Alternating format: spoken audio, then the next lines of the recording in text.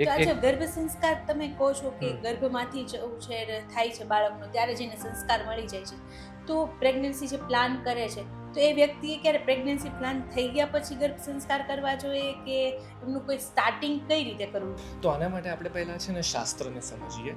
આપણા શાસ્ત્રોમાં 16 સંસ્કારોની પરંપરા છે. આપણે બધાએ મોટા ભાગે આ વસ્તુ સાંભળેલી હોય છે અને ઘણાને એવું પણ લાગે છે કે 16 સંસ્કારોમાં એક ગર્ભ સંસ્કાર છે, પણ એવું નથી. 16માંથી એકેમાં ગર્ભ સંસ્કાર શબ્દ આવતો જ નથી. ઓકે. હવે આ પ્રશ્નને આપણે સમજીએ પહેલા જે 3 સંસ્કાર છે ને એ ગર્ભ સંસ્કારનું કોમ્બિનેશન કહેવાય છે. એ ત્રણેયને ગર્ભ સંસ્કાર કહેવાય અને આ ત્રણેય સંસ્કાર બાળકના જન્મ પહેલા પતી જાય છે.